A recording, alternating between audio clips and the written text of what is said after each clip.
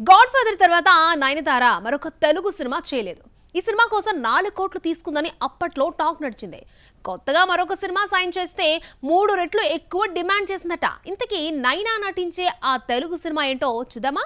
South లో 6 ఏళ్లుగా costly heroine గా నయనతార టాప్ లిస్ట్ లో ఉంది. జవాన్ హిట్ తో 10 కోట్ల బోర్డర్ దాటేసింది. ఆ తర్వాత మరో హిందీ మూవీలో నటించకపోయినా చిరంజీవి అనిల్ రావిపూడి సినిమా కోసం 12 కోట్లు డిమాండ్ చేస్తోందట. చిరంజీవి అనిల్ మూవీలో ఓ పవర్ఫుల్ రోల్ కోసం నయనతారను సంప్రదిస్తే 12 కోట్లు అడిగిందట. జవాన్తో నయన్కు హిందీలో క్రేజ్ రావడంతో అందులోనూ సినిమాను పాన్ ఇండియాగా రిలీజ్ చేద్దామన్న ఉద్దేశంతో నయనతార అడిగినంత ఇవ్వడానికి నిర్మాతలు రెడీ అయ్యారని తెలిసింది. కల్కి కోసం దీపికా పదుకొనేకు 12 కోట్లు ఇచ్చారన్న ప్రచారం జరిగింది. ట్రిపుల్ లో నటించిన అలియాకు 6 కోట్లు, దేవర్ కోసం జాన్వీకి 5 నుంచి 6 కోట్లు తీసుకున్నారన్న టాక్ వచ్చింది. వీళ్లకంటే నేనేం తక్కువ అన్న ఫీలింగ్ లో ఉన్న నైనా రెమ్యూనరేషన్ విషయంలో తగ్గేది లేదంటూ 12 కోట్లు డిమాండ్ చేసిందట. చిరంజీవి మూవీతో అనిల్ రావిపూడి పాన్ ఇండియాలోకే కాదు మల్టీ స్టారర్లో కూడా ఎంట్రీ ఇస్తున్నాడని తెలిసింది. F2, F3 సంక్రాంతికి వస్తున్నాంతో వెంకీ అనిల్ ది హిట్ కాంబోగా మారింది. చిరంజీవి సినిమాలో కూడా అరగంటకు పైగా ఉన్న రోల్లో వెంకీ కనిపిస్తాడట. 30-40 కోట్లతో సినిమా తీసేసే అనిల్ రావిపూడి భగవంత్ కేసరిని 70 కోట్లతో తీశాడు. చిరంజీవి మూవీతో 200 కోట్లు టచ్ చేస్తున్నాడు. 100 కోట్లు హీరో హీరోయిన్లకు డైరెక్టర్ రెమ్యూనరేషన్ కి సరిపోతుందట. చిరంజీవికి 60 కోట్లు, అనిల్ కు 30 కోట్లు, నయన్ కు 12 కోట్లు ఇస్తున్నారని టాక్. ఈ లెక్కన మిగతా నటీనటులు టెక్నీషియన్స్ రెమ్యూనరేషన్ కిందే బడ్జెట్ 125 కోట్లకు చేరుతుంది. ఇక మేకింగ్ తో కలిపి ఓవరాల్ మూవీ బడ్జెట్ దాదాపు 200 కోట్లను టచ్ చేస్తుందా అనిపిస్తోంది. హిట్ పేస్ చాలా మంది ఉంటారు, కానీ కెమిస్ట్రీ కలిసిన జంటలు తక్కువగా కనిపిస్తారు.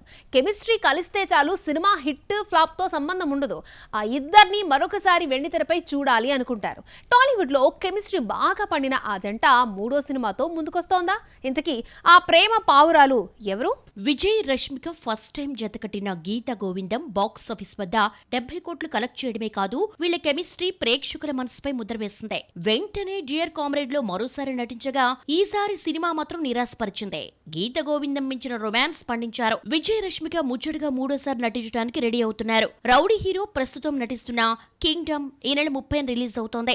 ఈ సినిమా నిర్మిస్తున్న మైత్రి మూవీ మేకర్స్ విజయ్ తో మరో మూవీ నిర్మిస్తోంది. టాక్సీ వాలా డైరెక్ట్ చేసిన సంకృత్యన్ దర్శకుడు పీరియాడిక్ యాక్షన్ థ్రిల్లర్ గా రూపొందే ఈ సినిమా జూన్ లో సెట్స్ పైకి వెళుతోంది. తాజాగా మైత్రి మూవీ మేకర్స్ పెట్టిన ఈ పోస్ట్ కు రష్మిక రిప్లై ఇవ్వడంతో ఈ జంట మరోసారి జతకడుతున్న వార్తలు నెట్టింట్లో చక్కర్లు కొడుతున్నాయి. విజయ్ సంకృత్యాన్ మూవీలో రష్మిక హీరోయిన్ అంటూ వస్తున్న వార్తలకు మైత్రి స్పందిస్తూ వేచి చూద్దాం అని అర్థం వచ్చేలా #HMM లెట్స్ సీ అని రష్మికను ట్యాగ్ చేసింది. దీనికి ఆమె రిప్లై ఇస్తూ ఓకే అంటూ నవ్వుతున్న ఎమోజీను పోస్ట్ చేసింది. దీంతో ఈ లవర్స్ మరోసారి జతకడుతున్నారంటూ రౌడీ ఫ్యాన్స్ ఫీల్ అవుతున్నారు. Vijay Rashmika last movie dear comrade వచ్చి 6 ఏళ్లైనా ఈ జంట ఎప్పుడూ వార్తల్లోనే ఉంటోంది. హాలిడే ట్రిప్ కు కలిసి వెళ్లకపోయినా ఒకే స్పాట్ లో విడివిడిగా దిగిన ఫోటోలు పెడతారు. విజయ్ ఇంట్లో ఏ ఫంక్షన్ జరిగినా రష్మిక ఉండాల్సిందే. దీంతో ఈ ఇద్దరి రిలేషన్షిప్ అప్పుడప్పుడు ఎంగేజ్మెంట్, ఒక్కోసారి పెళ్లి వార్తలు బయటకొస్తూనే ఉంటాయి.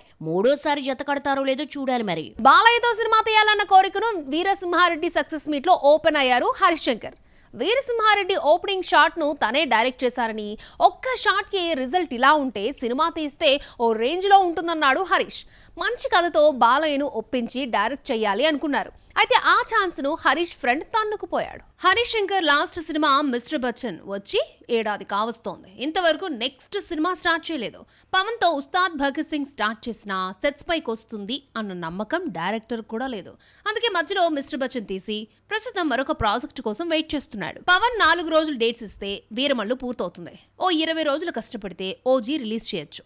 4 రోజులు డేట్స్ ఇవ్వలేని పవన్ 40 రోజులు ఉస్తాద్కిచ్చే ప్రశ్నే లేదు. Senior hero Balayya, young energetic star Ram Pothineni కోసం కథలు వండుతున్నానని తెలిసిందే.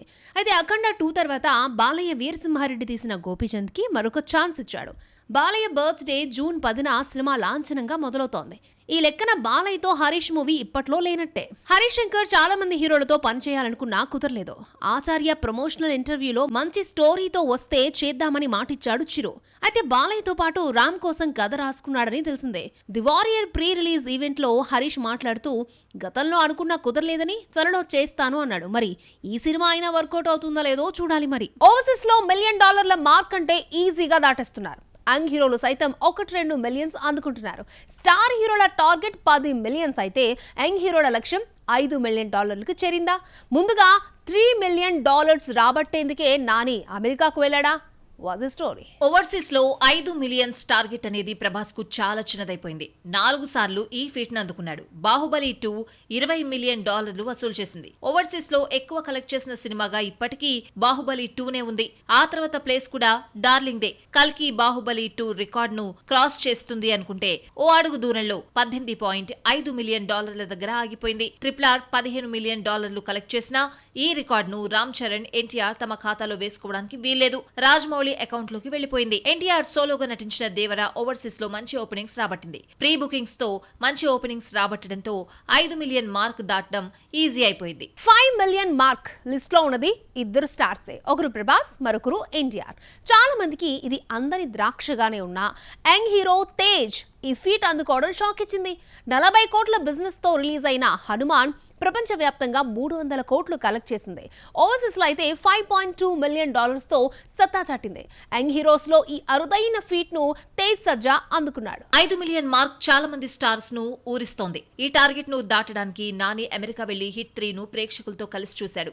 నాని నటించిన 11 సినిమాలు మిలియన్ మార్క్ దాటాయి. హిట్ 3 1.5 మిలియన్ మార్క్ క్రాస్ చేసినట్టు ప్రకటించారు. దసరా సరిపోదా శనివారం తర్వాత హిట్ 3 తో మూడోసారి 2 మిలియన్ క్లబ్ లో చేరుతున్నారు. ఫస్ట్ టైం 3 మిలియన్ టచ్ చేయడానికి ప్రమోషన్ కోసం అమెరికా వెళ్లాడు నాని. దసరా ముందు వరకు 40 కోట్ల సినిమా కూడా లేని నాని దసరాతో 60 కోట్లు రాబట్టాడు. హిట్ 3 వసూలు చూస్తూ ఉంటే దసరా కలెక్షన్ 60 కోట్లకు దాటేనుంది. ఇలా థియేట్రికల్ వసూళ్లలో బాగా ఇంప్రూవ్ అయిన నేచురల్ స్టార్ ఓవర్సీస్ మార్కెట్ పెంచుకోవడంపై కసరత్తులు చేస్తున్నాడు. గేమ్ చేంజర్, డాకు మహారాజ్ ల రిలీజ్ కు ముందే నాని అమెరికా వెళ్లి ప్రమోషన్ చేద్దామనుకున్నా కుదరలేదు. దసరా మొదలు నాని సినిమాలు పాన్ ఇండియాగా రిలీజ్ అవుతున్నా తెలుగులో తప్ప మరో లాంగ్వేజ్ లో హిట్ కాలేదు. హిందీ, తమిళ ఆడియన్స్ ను ఇంప్రెస్ చేయకపోయినా అతి ముఖ్యమైన ఓవర్సీస్ మార్కెట్ ను కొల్లగొట్టేలా అమెరికా వెళ్లాడు నాని. మున్ముందు జపాన్ మార్కెట్ పై కన్నేసినా ఆశ్చర్యం లేదు. అలవైకుంఠపురంలో తర్వాత త్రివిక్రమ్ 3 ఏళ్ల పాటు మరొక సినిమా తీయలేదు. గుంటూరు కారం వచ్చి 2 ఏళ్లవుతున్నా బన్నీ సినిమా మొదలు కాలేదు. ఇలా గ్యాప్ తీసుకుని రెమ్యూనరేషన్ పరంగా బోల్డ్ అంతా నష్టపోయాడు అనుకుంటే పొరపాటే. ఒక్క సినిమా తీయకపోయినా మాటల మాంత్రికుడు ఎన్ని కోట్లు సంపాదించాడో తెలుసా? 2 ఏళ్లుగా ఒక్క సినిమా డైరెక్ట్ చేయలేదన్న పేరే గాని త్రివిక్రమ్ దర్శకుడిగా కంటే ఎక్కువ బిజీగా గడిపేశాడు. అలవైకుంఠపురంలో తర్వాత గుంటూరు కారం గ్యాప్ లో పవన్ కళ్యాణ్ నటించిన రీమేక్స్ ను త్రివిక్రమే సెట్ చేశాడు. భీమ్లా నాయక్ కు మాటలు రాయడమే కాదు, దర్శకత్వ పర్యవేక్షణ కూడా చేశాడు. భీమ్లా నాయక్ తీసిన దర్శకుడు శేఖర్ కె చంద్ర కంటే త్రివిక్రమ్ పేరే ఎక్కువ వినిపించింది. పవన్ ఏ సినిమా చేస్తే బాగుంటుందో త్రివిక్రమే దగ్గరుండి చూసుకున్నాడు. అలవైకుంఠపురంలోతో సముద్రఖనిని తెలుగు తెరకు పరిచయం చేశాడు Trivikram. Actor come director Samuthirakani తమిళంలో డైరెక్ట్ చేసిన వినోదయ సిత్తంను తెలుగులో బ్రో పేరుతో పవన్ ను డైరెక్ట్ చేసేలా సెట్ చేసింది గురూజీనే. ఈ సినిమాకు కూడా మాటలు రాశాడు త్రివిక్రమ్. ఇదంతా చేసినందుకు పవన్ తర్వాత ఎక్కువ రెమ్యూనరేషన్ తీసుకుంది కూడా త్రివిక్రమే. గురూజీ నిర్మాతగా full busy. Fortune 4 cinemas banner లో మరో నిర్మాణ సంస్థ సితారతో కలిసి సినిమాలు నిర్మిస్తున్నాడు. త్రివిక్రమ్ భార్య సౌజన్య నిర్మాతగా వ్యవహరించగా సర్డ్ సినిమా మంచి లాభాలు తీసుకొచ్చింది. సితారా ఎంటర్టైన్మెంట్ బ్యానర్ లో ఏ సినిమా రూపొందినా త్రివిక్రమ్ కూడా నిర్మాతే. కథా కథనం సెట్ చేస్తాడు. Lucky Bhaskar, mad, Tillu square, mad square, Daaku Maharaj వంటి వరుస హిట్స్ తో రైటర్ కమ్ డైరెక్టర్ గా కంటే నిర్మాతగా ఎక్కువ సంపాదిస్తున్నాడు త్రివిక్రమ్. త్రివిక్రమ్ మెగాఫోన్ పట్టి డైరెక్ట్ చేయడం లేదన్న పేరే గాని నిర్మాతగా అన్నింటినీ వెనుక నుండి నడిపిస్తున్నాడు. మధ్య మధ్యలో యాడ్స్ డైరెక్ట్ చేస్తాడు. ప్రస్తుతం రవితేజతో మాస్ జాతర, కింగ్డమ్, నవీన్ పోలిసిటీతో అనగనగా ఒకరోజు నిర్మిస్తున్నాడు. బన్నీతో మైథలాజికల్ మూవీ ఇప్పట్లో సెట్స్ పైకి రాకపోయినా గురూజీ మాత్రం ఫుల్ బిజీ.